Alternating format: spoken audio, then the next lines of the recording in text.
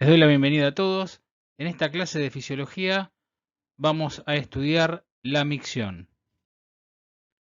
Los temas que vamos a tocar van a ser las generalidades, la anatomía fisiológica de la vejiga, el transporte de orina y el reflejo miccional. Con respecto a las generalidades, hacemos un repaso desde el punto de vista anatómico en todo lo que es la conformación del aparato urinario, en este caso comenzando con los riñones, que están ubicados en el retroperitoneo, o sea, por detrás del peritoneo que recubre a las vísceras abdominales, en relación con la arteria aorta abdominal y con la vena cava inferior. En la porción superior destacamos su relación con las glándulas suprarrenales. En continuidad con el riñón nos encontramos con los uréteres, también derecho e izquierdo, que toman relación con el ilio del riñón, en este caso en su continuidad con la pelvis renal. El sentido que tienen direccional es descendente, terminando en la región posterior de la vejiga. Tienen, como dijimos, forma tubular y tienen varias porciones en su sentido descendente, una porción lumbar, una ilíaca, una pélvica y la porción vesical, que es la porción final que forma la desembocadura en la región de la vejiga.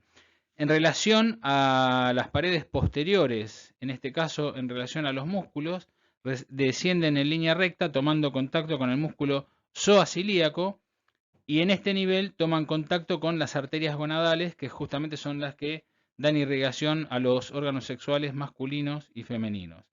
En la porción inferior, casi ya en la región pélvica, antes de llegar a la vejiga, atraviesan y se relacionan con los vasos ilíacos. El uréter derecho cruza la arteria ilíaca externa y el uréter izquierdo a la arteria ilíaca común.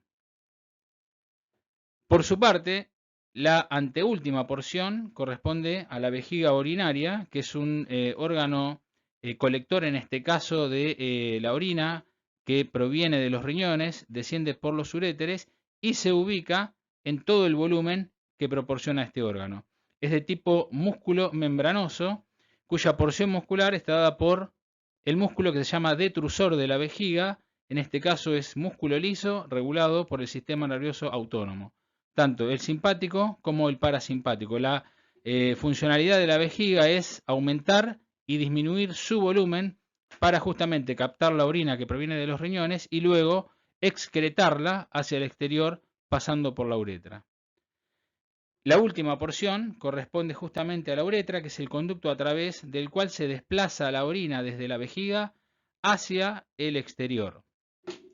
En este punto resaltamos la diferencia que existe en la uretra masculina y la femenina, porque la uretra masculina está rodeada por una glándula que es la próstata. En este caso, en el hombre, esa uretra se divide en uretra prostática y membranosa. En la mujer el conducto es directo y tiene su desembocadura a nivel del meato urinario. Recordando un poco el funcionamiento del riñón desde el punto de vista microscópico, nos encontramos con el nefrón o nefrona, que corresponde a la unidad fisiológica funcional, en este caso con lo que correspondería al filtrado, a la reabsorción, a la secreción, que nos da como resultado final la excreción de la orina. Ubicándonos en la región interna del riñón a través de un corte sagital, destacamos la presencia de la corteza, en su parte más interna la médula, y en la médula esta conformación estructural que nos dan las pirámides, en este caso con una base a nivel cortical y un vértice en la región medular. Este vértice en la región medular presenta la papila renal, que es el punto de desembocadura de la orina una vez ya formada, proveniendo del ultrafiltrado de plasma a nivel del glomérulo. Si ampliamos, nos encontramos justamente con la llegada de la orina ya formada, pasando a nivel del vértice, en este caso de la pirámide, en la papila, para luego esa orina ubicarse a nivel de la pelvis renal en los uréteres, llegando directamente hasta la vejiga. En este proceso de ultrafiltrado, mencionamos recién la papila en el vértice de la pirámide. La primera porción de conductos que atraviesa la orina antes de llegar a la pelvis son los cálices menores, luego los cálices mayores, luego la pelvis renal, formando parte del ilio, y por último el uréter. De esta manera, el descenso de la orina conduce directamente ya a la formación del líquido preparado para ser excretado directamente hacia la vejiga urinaria. Por lo tanto, una vez completado el proceso de ultrafiltrado, llevado a cabo la formación de orina, la micción es el proceso mediante el cual la vejiga se vacía cuando ésta se llena. Ya habíamos dicho que la vejiga es un órgano que recolecta toda la orina formada proveniente de los riñones. Este proceso se da en dos pasos. Primero por el llenado vesical y segundo por un reflejo miccional que corresponde a un reflejo medular del sistema nervioso autónomo, o sea, de origen involuntario. El reflejo es siempre involuntario.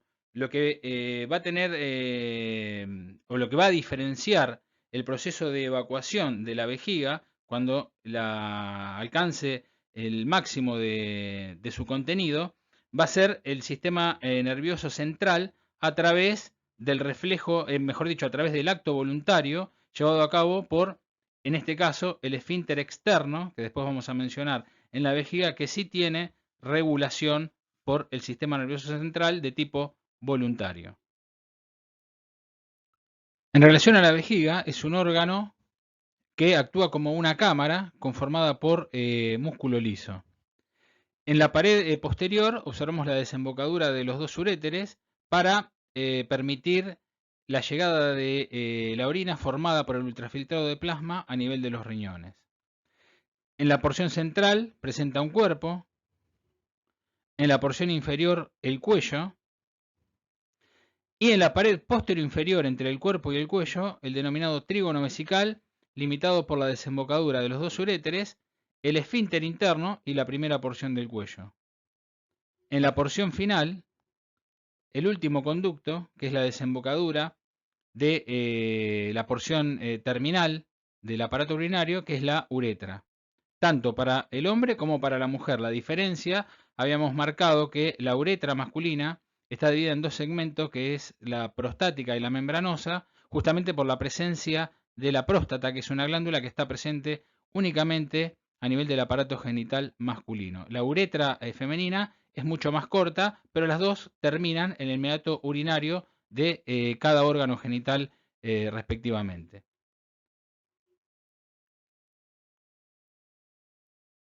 En cuanto a la estructura, ahora podemos ver una imagen un poco más ampliada. Observamos la desembocadura de los uréteres, el músculo detrusor de la vejiga, músculo liso, encargado de la contracción y de la relajación de la cámara vesical, permitiendo justamente su llenado y su vaciado. En la porción inferior, como habíamos mencionado antes, el trígono vesical con la desembocadura de los dos uréteres, la porción que corresponde al cuello en el vértice del trígono vesical, donde encontramos también una estructura de músculo liso que es el esfínter interno. En este caso tomamos la imagen de una vejiga masculina en la que podemos destacar después del cuello la presencia de la próstata, glándula, que presenta solamente el aparato reproductor masculino, y la uretra, un poco más larga en relación a la femenina, como mencionamos antes, por su porción prostática y membranosa desembocando en el meato urinario. En la porción final de la uretra encontramos otro diafragma que se llama diafragma urogenital, que es el esfínter externo, en este caso formado por músculo estriado de regulación voluntaria. El esfínter interno, al ser músculo liso, presenta una inervación de tipo involuntaria por el sistema nervioso autónomo. Remarcamos el músculo detrusor. En cuanto a la cámara, la compliance que presenta para justamente su llenado es de una presión de 40 a 60 milímetros de mercurio. La particularidad que tiene este músculo, el músculo detrusor, es que está formado por células musculares que presentan una unión de tipo de hendidura y lo que permite es que justamente al recibir un potencial de acción y despolarizarse, estas estructuras celulares o estas células desencadenan un potencial de acción único que permiten la contracción y la relajación de manera completa de todo el músculo, o sea que se contrae y se relaja en forma completa.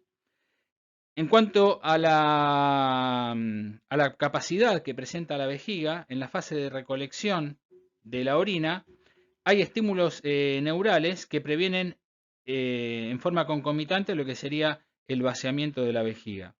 La vejiga aproximadamente se llena con una cantidad de 50 mililitros por hora.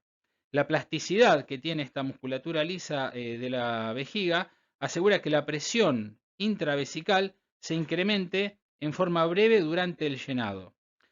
Cuando la vejiga alcanza aproximadamente unos 150 a 250 mililitros, se percibe la urgencia para orinar. Es un fenómeno que está desencadenado por aumentos leves dentro de la cámara a nivel de la presión intravesical. Pero cuando la vejiga alcanza los 250 mililitros y llega a los 500 mililitros, o sea, medio litro, los mecanismos voluntarios de continencia se superan y se desencadena la fase de evacuación de la orina o de la micción.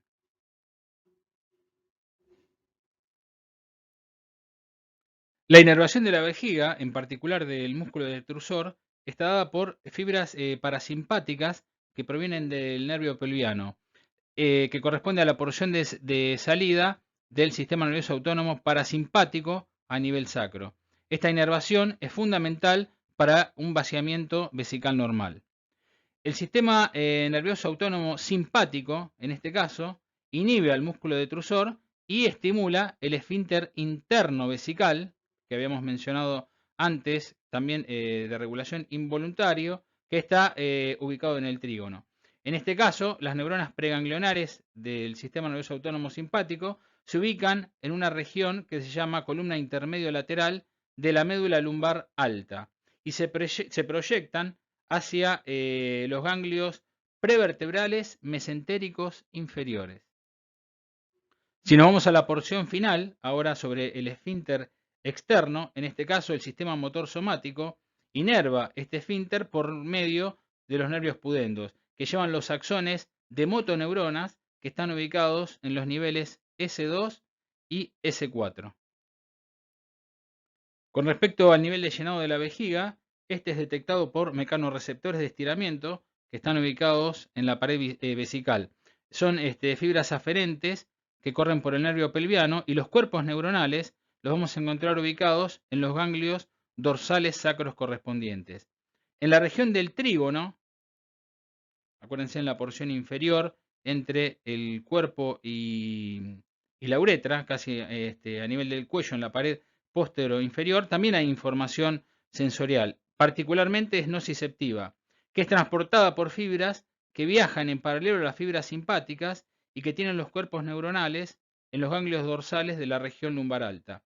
Esta es una aferencia importante en los procesos de inflamación vesical, por ejemplo, cuando se pone de manifiesto el dolor al orinar, que habitualmente llamamos disuria. El reflejo de micción se desencadena entonces por activación de los receptores de estiramiento a nivel de la pared de la vejiga y esta información desencadena la activación de la vía parasimpática al detrusor y la evacuación de la vejiga. El sistema nervioso autónomo, como sabemos, dividido en sus componentes simpático y parasimpático, en este caso actuando directamente a nivel de la micción, lo que producen es que el parasimpático estimula la micción y el simpático inhibe la micción. Los impulsos adrenérgicos dados por los neurotransmisores como la adrenalina y noradrenalina provocan la relajación de la vejiga, permitiéndole que aumente su tamaño y estimulando el llenado, y la contracción del trígono y el esfínter interno. Por su parte, los impulsos o estímulos colinérgicos a través de la acetilcolina lo que provocan es la contracción del músculo detrusor y la relajación del trígono y del esfínter interno, en este caso, provocando la micción. Entonces, repasando lo que sería la inervación, nos vamos a encontrar con nervios sensitivos que detectan el grado de distensión de la pared de la vejiga y nervios motores a través de fibras parasimpáticas, simpáticas y somáticas. Entonces, desde el punto de vista del sistema nervioso autónomo, la inervación que llega hacia el músculo detrusor es a través del sistema nervioso autónomo simpático y parasimpático. A su vez, el esfínter interno también está regulado de manera involuntaria justamente por la inervación del sistema nervioso autónomo. La porción final que corresponde al esfínter externo, que como habíamos mencionado antes, está formado por músculo esquelético voluntario, está inervado por los nervios pudendos. En cuanto al transporte de orina, una vez generada, luego del ultrafiltrado de plasma a nivel renal, esta se transporta desde la pelvis renal hasta la vejiga, usando como medio de transporte los dos uréteres, que habíamos mencionado anteriormente. Son órganos tubulares formados por músculo liso, provocando lo que se conoce como contracción peristáltica a través del llenado de la pelvis renal y su continuidad a lo largo de los uréteres. Esto provoca el transporte de la orina en sentido descendente desde los riñones hacia la vejiga. Por lo tanto, entonces el mecanismo de contracción del músculo liso es a través de contracciones peristálticas. Los uréteres aproximadamente tienen una longitud que va desde los 25 hasta los 35 centímetros, desembocando en la pared posterior de la vejiga. Entonces comienzan donde termina la pelvis renal y finalizan en su desembocadura en la región de la vejiga. Una vez que la orina alcanza el interior de la vejiga, el tono del músculo detrusor evita que haya un reflujo de orina nuevamente hacia los uréteres. Acá destacamos en la imagen la diferencia que habíamos mencionado en la última porción, que corresponde a la uretra, en este caso masculina y femenina. Vemos que la masculina es mucho más larga porque habíamos mencionado en este caso el componente prostático de la glándula prostática en el hombre, que hace que la uretra se divida en dos porciones, la prostática y la membranosa, mucho más larga, que termina y desemboca en el meato urinario. En la mujer la uretra es mucho más corta, pero desemboca también, finalizando todo su trayecto a nivel del meato urinario.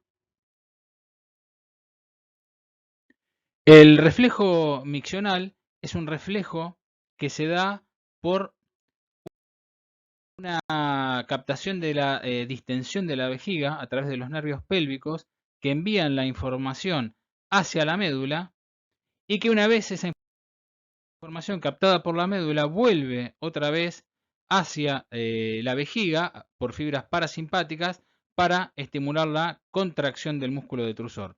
En ese momento se estaría provocando una leve contracción que dura menos de un minuto, lo que activa el desencadenamiento de un reflejo, que es el reflejo medular, formado por un ciclo. Ese ciclo provoca un aumento rápido y progresivo de la presión intravesical, luego sigue un aumento mantenido y luego un retorno de la presión al tono basal de la vejiga. Cuando el reflejo miccional se hace fuerte, desencadena consecutivamente otro reflejo.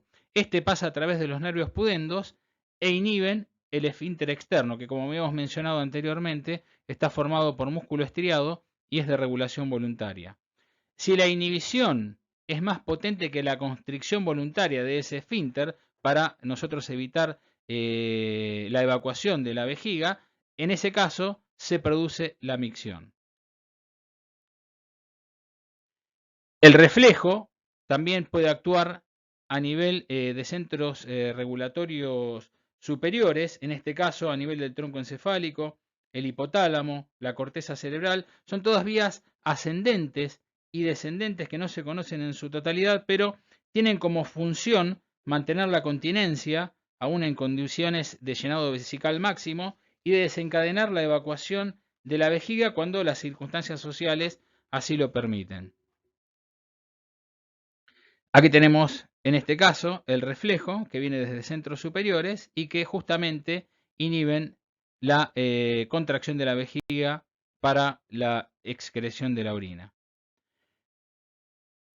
El otro mecanismo que se conoce es a través de vías descendentes a nivel de centros superiores, justamente por la regulación del músculo esquelético, en este caso de regulación voluntaria, que lo encontramos a nivel del esfínter externo. Una vez que se produce el llenado de la vejiga, la distensión, en este caso se lleva a cabo todo el proceso completo de la estimulación del sistema nervioso autónomo parasimpático y luego se produce la inhibición del esfínter externo para poder llevar a cabo, en este caso, la apertura del esfínter de manera voluntaria y poder llevar a cabo la excreción de la orina ubicada dentro de la vejiga urinaria.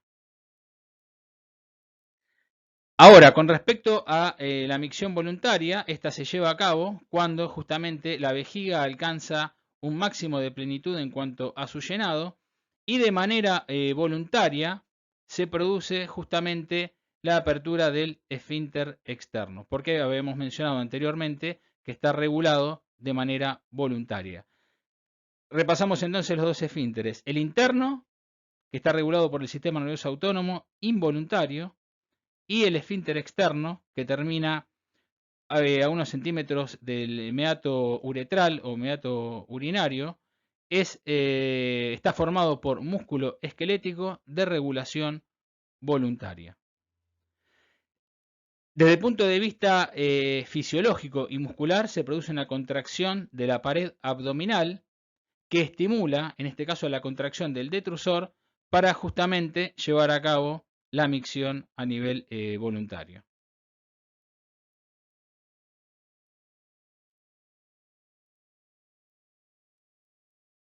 Bueno, les agradezco la atención y les recomiendo, como siempre, la lectura del Tratado de Fisiología Guyton y Bases Fisiológicas de la Práctica Médica Bessie Taylor.